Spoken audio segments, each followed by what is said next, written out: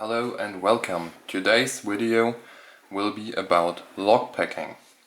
So I decided that I buy a 21 pick lockpicking set of Amazon that came with two of these training locks that are acrylic.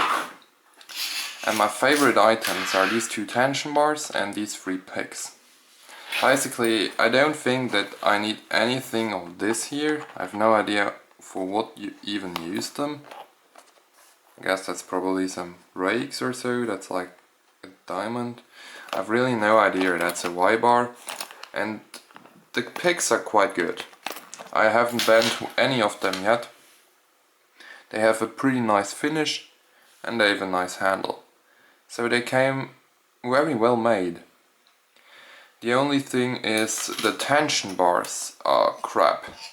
I mean, they are not entirely crap, particularly these two are quite useful for the locks we're going to pick today.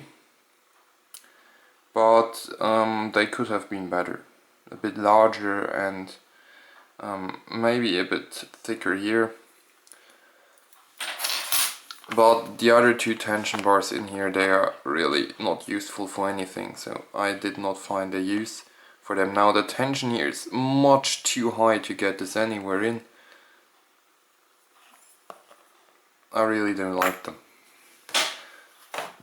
So we have three locks. We will start with this one, as this is, at least in my opinion, the weakest lock. It's an acrylic lock and it has the nice feature that it's 100% plastic. The shackle is plastic. Even the core is plastic. As you can see here, it starts bending if I put in a tension bar or sometimes even a lock pick. We got two keys for these, which is really not necessary. Insert a key, and as you see, you can probably shim this lock open. But really, who wants to shim open a plastic lock that's made entirely out of plastic? So this thing is obviously not for securing anything. So it's really a training lock, but because of this plastic core, I do not really like it as a training lock. I think it should have at least a metal core.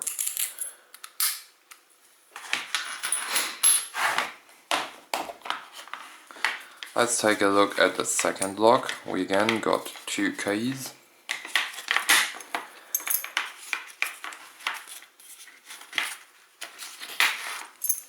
This is a lock like you will find in many European doorways. So it's not really that unusual.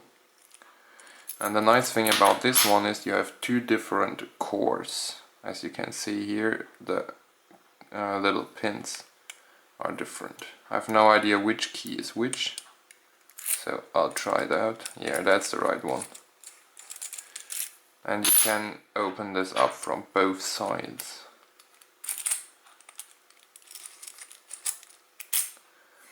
So we are going to pick both sides of this lock as well.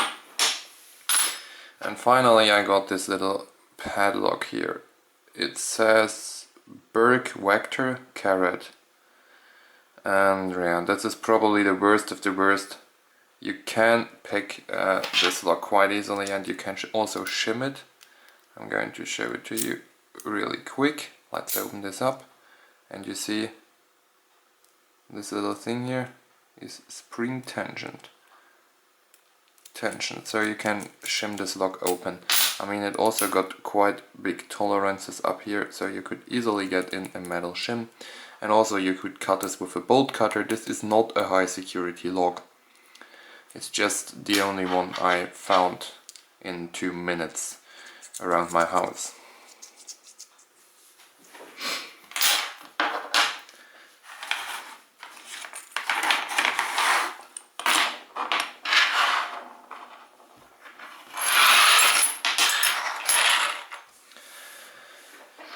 And that are the picks. I've never managed to use a rake like this one to rake open any of these locks. Maybe I just did not understand raking that well. I'll definitely try it on some other locks, especially wafer locks, like you find them on the post box or on my desk, the drawer lock.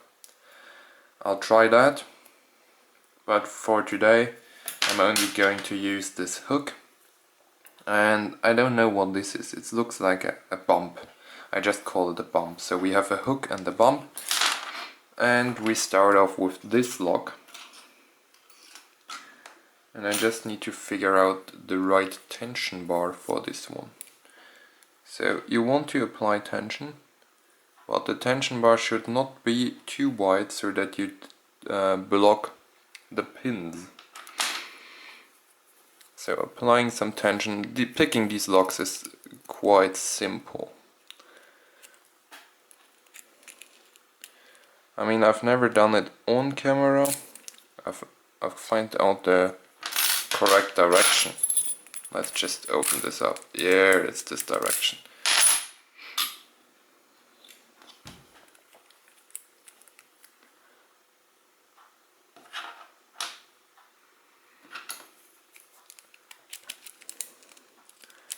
At least for me as a beginner, this was the most difficult thing. And we have it open. You see, this was quite easy. I hope you could say it well. So let's do it just another time. I mean, you don't hear the clicking sound because it's a plastic core. Not much to click here. So we got the last one binding.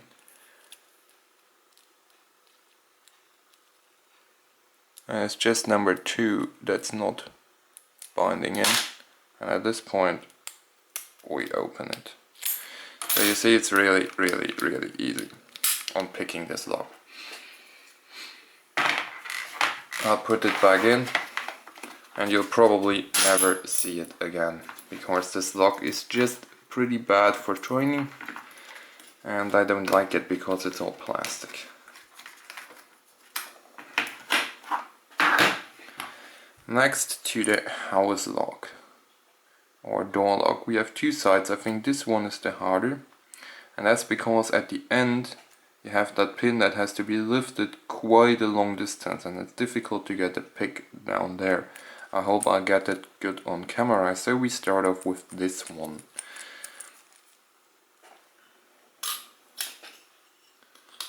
I'm going to insert a tension bar.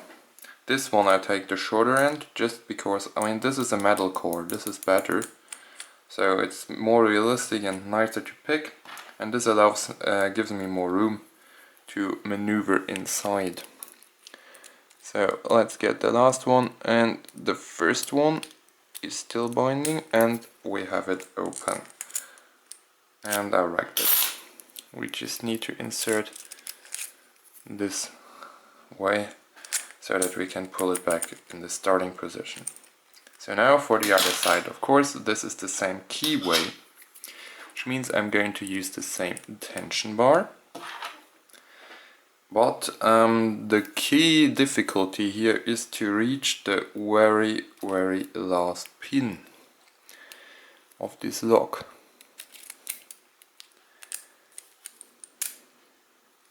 Here you see I have difficulty pushing it upwards. So I start on the first key, the first pin, because this is the one binding.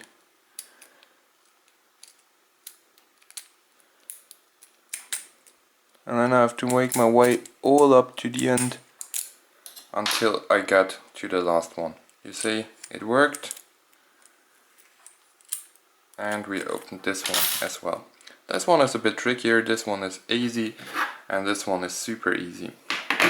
So we made it through the training locks with the great benefit that you can see at which pin you're currently picking.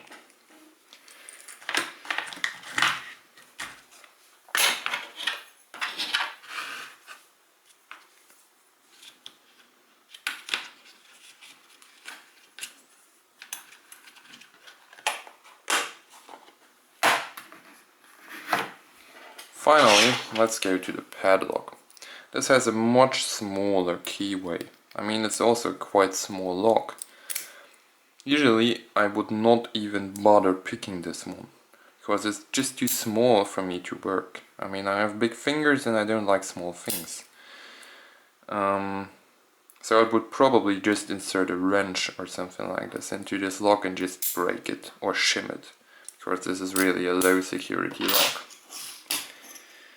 Well, I'm going to use the smallest tension bar I have, apply some tension at the keyway, and use the bump because it has the most slim profile to it.